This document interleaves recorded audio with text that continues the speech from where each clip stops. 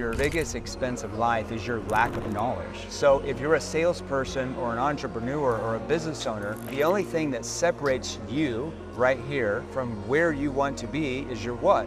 Your lack of knowledge. You acquire those skills. As a salesperson, nobody's born with advanced questioning skills. You're not born out of your mother's womb with advanced tonality skills. You're not born with advanced objection prevention and handling skills. Those are all acquired skills. You learn those skills. You know who I got it from? Brian Tracy. So I went to my first sales seminar, 2001, Salt Lake City, Utah. Brian was up there, and I remember one thing he said that I took to the gospel. He's like, use your vehicle as a university on wheels. And from that day forward, I remember going out, didn't listen to music really ever again. Ever since then, I've either read or listened to 5 books a month on sales, persuasion, influence times 12 months a year. So that's 60 books a year times 23 years while I'm driving around in the car. And people are always like, I don't have time to learn training. I'm like, BS, you know what? You have the time, you're doing other stuff to distract you with the time you have. Like if you're driving down the road and you're listening to Taylor Swift, Taylor, we love you. Or if you're listening to your favorite motivational AC/DC pump you up songs or whatever you listen to, how much money is that making you every month? Zero. Bagels. When I'm driving around, I want to listen. Like if I'm a marketer like you, I'm probably listening to like how to be a better marketer, like how to do my ads better, how to do this better, because that's the best place to learn is literally while you're just driving around your freaking car. Yeah.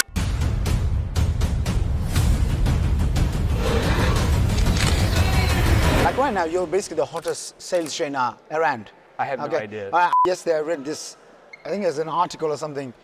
A great sales trainer is attractive, knowledgeable, and has personality. And you can... Well, I don't know if I have the personality. I do have the knowledge. The attractiveness is debatable. Well, he never ages. And I'm not going to mention his age, but I've known him for like 12, 13 years. Yeah. How important is it to have supportive people around you? You know, when people start off, you know, doing sales, doing marketing, whatever, it's like, how important is it? And how do you have supportive people around you? Yeah, a lot of times when you start a business, you know, you have to, because a lot of us don't have tens of millions of dollars to just, I'm going to go out and hire everybody, you know, I'm going to get the CEO from Apple to come work for me. So sometimes the first year you have to kind of bootstrap it, right? But after the first year, I'm like, okay, I need to have, it was me and my assistant, which is still with me, Beth Jolly, head of customer service now. Got promoted, I love Beth. So after that first year, I'm like, man, I'm not very good at running a business. The first year, we made $1.3 million in sales. I did like 3 webinars. I spent 1.8. So that means I lost 500,000 my first year. I'm like, okay, how many years can I keep going if I keep losing 600,000 a year before I'm gonna have to go back into my job, you know? And so after that, I'm like, I need to get somebody that's really talented at running a business because that's not my strength. So I'd always encourage, you know, all of you, if you're gonna start a business, that you find a business partner or partners. I wouldn't have more than 3. I think after 3, I think 2 to 3 is always the magic number in my mind. So we have me, we have Matt Wright, our CEO, and Marco Cortese, our Chief Revenue Officer.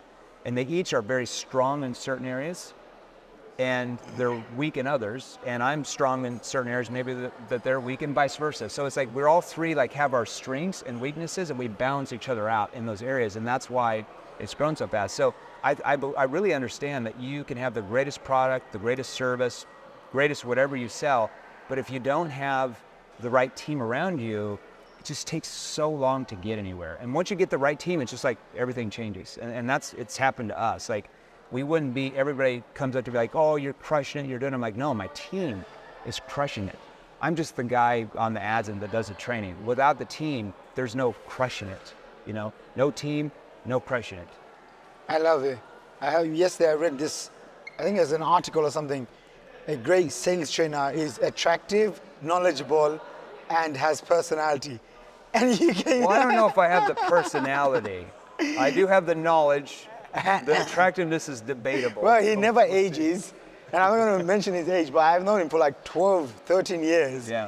And you know, when I was starting with you, I was a young kid. I was 22 years old. Yeah. You were my first high-ticket client. Yeah. You know, you paid me like $175,000. A long time ago, yeah. That changed my life because the following year I became a millionaire. Yeah. And I remember going to your house. You lived in this mansion. Obviously, I come from London. You don't have mansions in London. 12,000 square foot. Yeah. So I live in a very nice penthouse. Yeah. It's about 2,000 or 2,500 square feet. That's big for London. So it's nice in London. Yeah. But when I went there, I remember young kid.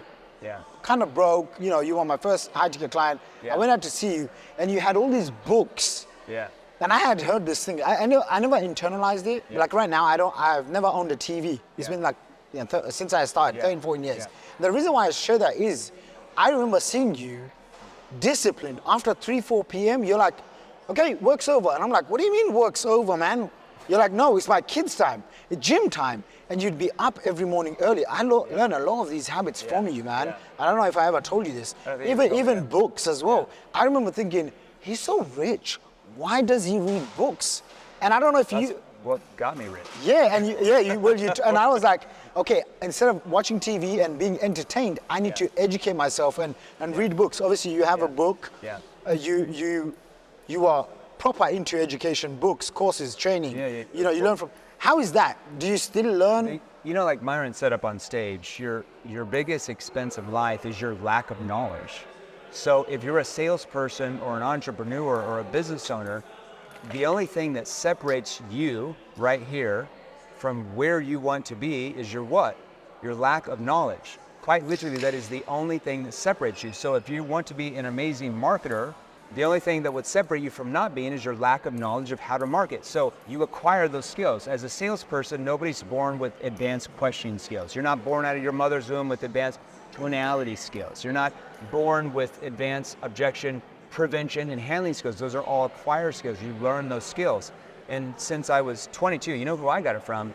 Was Brian Tracy. Brian He was Tracy. my first event I went to. Have you met Brian? Yeah, I'm actually I got Brian on speed out here. Oh, nice. When I I started met him seventh actually. level Yeah. 4.5 years ago, our first product I did was called the Ultimate Closers Masterclass. I did it with Brian Tracy. Okay. He's a good dude. But so I went to my first sales seminar. It's like 2001, Salt Lake City, Utah.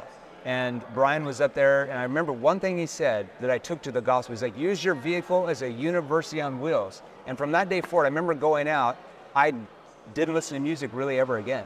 Yeah. Like literally, back in the day, you'd plug in CDs, now you have audiobooks. But ever since then, I've either read or listened to 5 books a month on sales, persuasion, influence, times 12 months a year. So that's 60 books a year, times 23 years.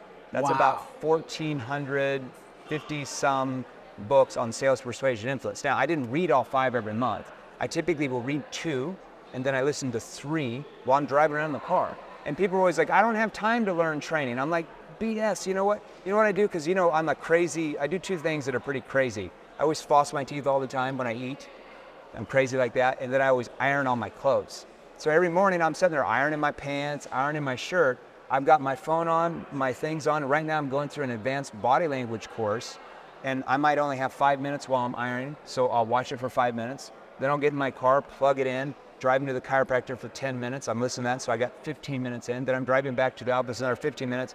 Now I'm at 30 minutes for the day. Then before I go to bed, maybe I'm sitting there eating at night. I turn it on for like another 15, 20 minutes. I just learned about 50 minutes worth of advanced body language just that day by driving around. Yeah. I mean, it's like you have the time, you're doing other stuff to distract you with the time you have. Like if you're driving down the road and you're listening to Taylor Swift, Taylor, we love you. Or if you're listening to your favorite motivational, AC/DC pump you up songs or whatever you listen to, how much money is that making you every month? 0.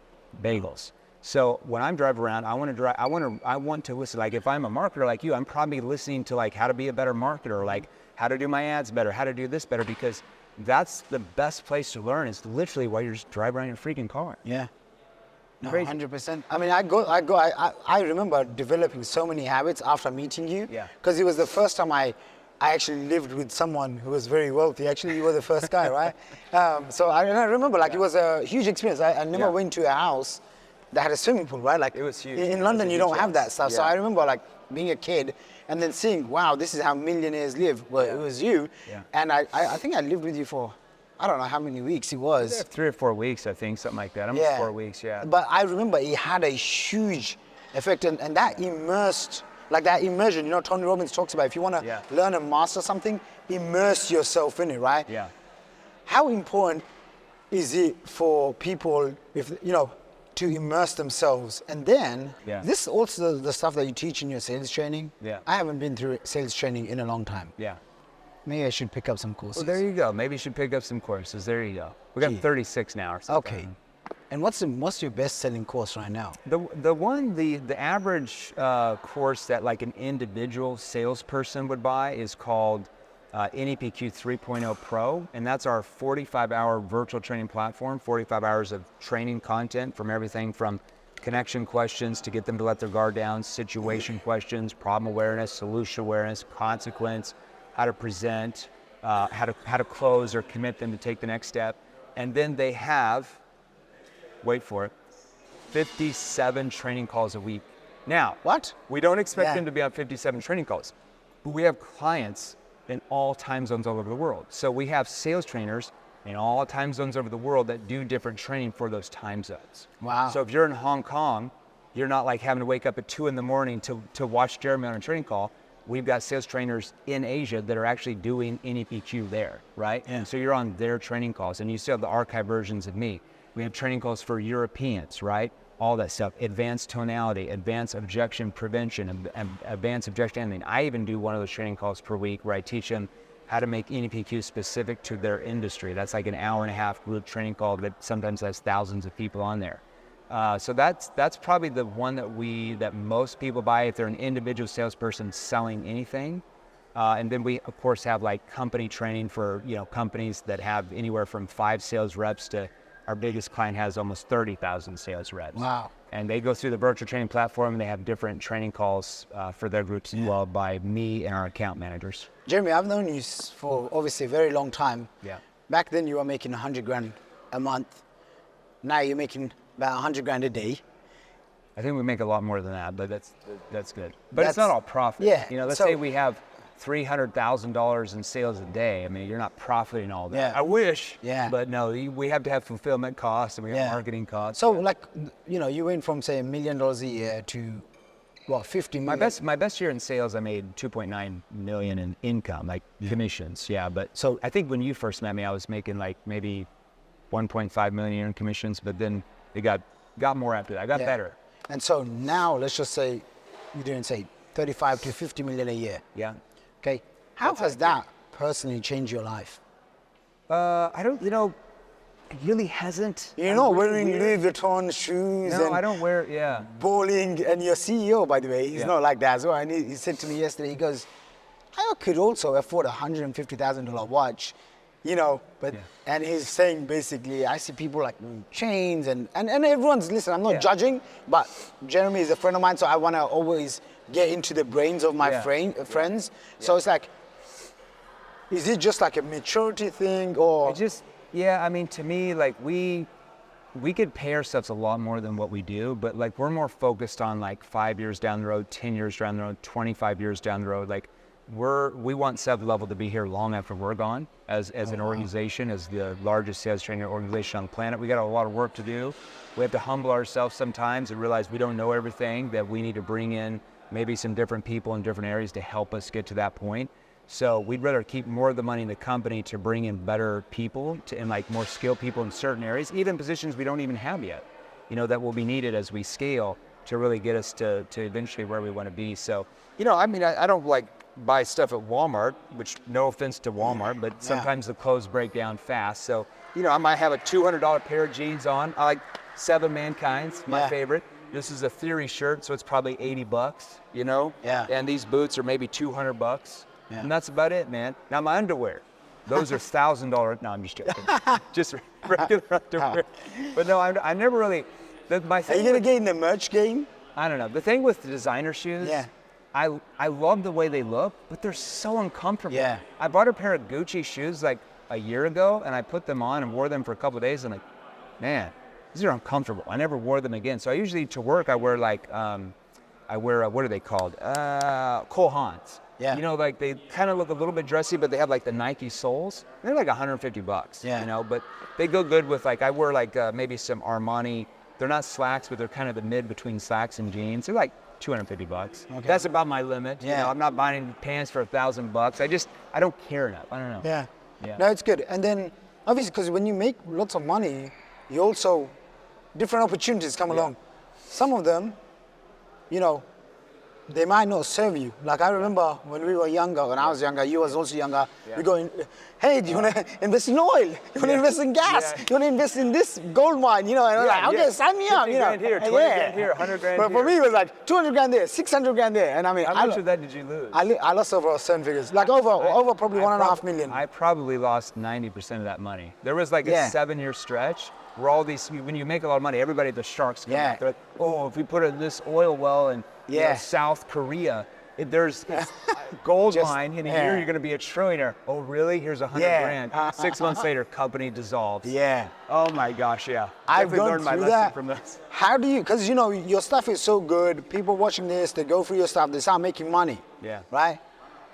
What advice do you have for people to hold on to that money and to invest wisely? Just from, you know, this is not financial advice. This is just conversations between friends. What's really helped me, like, I invest with a company called Ameriprise. Okay. So I have like a really good financial advisor there that diversifies it all over. I don't get crazy returns, but I get consistent returns. Like I'm not, you know, like there's some, you know, like some crypto, right? Which you love crypto, which is good. Sometimes it's like way up or way down. I love that type of investment, but you don't want to invest everything you have into that. Like if you're looking at that, maybe invest 5% of your portfolio, maybe 10% at the most. But if you're putting half of your portfolio to some crypto that, you know, 20% chance it's going to blow up, that's what I would have done 15 years ago, but I would never do that now. I'm more interested in the 6% return a year, or the 12% return a year, but it's compounding interest and real estate. You know, a really good investment portfolio. So about half of my investments are in real estate. The other half are like the stock market, like diversifying that out. And maybe I'll take 2 to 5% and put it in more riskier stuff now. And I think if you do that at a young age, over the next 10, 20, 30 years, you're going to build up financial freedom with far less risk than if you're just throwing everything into one bank. I've learned to focus on single, instead of having one big win, having small wins and just build on the small wins. I forget what his term, Professor Scott Galloway, he talks about this. It's like, focus on single home runs, single runs or Singles. Focus. Okay, it's like whatever like that. Baseball. Okay, baseball. See, there you go. I had no idea it was baseball. Okay, all I heard is he said like focus on the singles versus one home run. Okay, because you're going to strike out at it. So that's where it comes from, baseball, and that has helped me a lot, especially in the last 1 or 2 years. I'm like, okay, you know what? I don't have to go crazy. But I do want to go crazy on my business because I can control the effort, you have far more control than like, you know, what is it, Dogecoin and Shiba Inu. And those might be great investments and hopefully it works out, but it's just a lot more risk. You don't really have much control there. You know? This has been incredible. Listen, if you found value from this, you gotta share this with your friends and family. I'm gonna be watching this, you know, our last video, I've watched it endless times. I mean, I've taken my content marketing. I've become much, you know, let me tell you this. Yesterday, your CEO in that 90-minute call, he said something. And I said, why did Jeremy's stuff hit?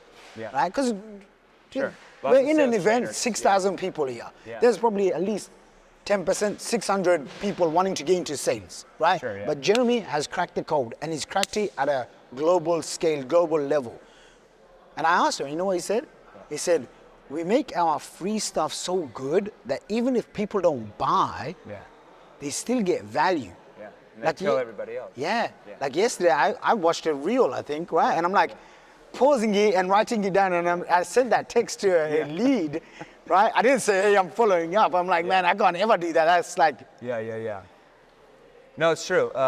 You know, you'll go through some of our comments. It's interesting to me because you'll see like 500 comments of like, man, I didn't think this would work, and I tried it, and I had 3 people respond that have been ghosting me for 4 months, and then some other dude would be like, this would never work, I'd never try this, and I'm like, too bad for him. He has too much of an ego. He thinks he knows everything about selling and communication, and that's why he's stuck at the income he's at. So I feel bad for some of those people, actually. Well, on that note, Jeremy, I do want to say, I appreciate you very much, brother. Thanks, dude. As a friend. You're my bro. Mentor. Dude, I can talk to you for ages. We're gonna go and we're gonna go hang out. So, if you enjoyed this, Comment below. Let us know what your biggest takeaway is. And we'll see you next year. Same time We'll next see you year. next year, brother. All right, bro. Thanks, Much everybody, love. for watching.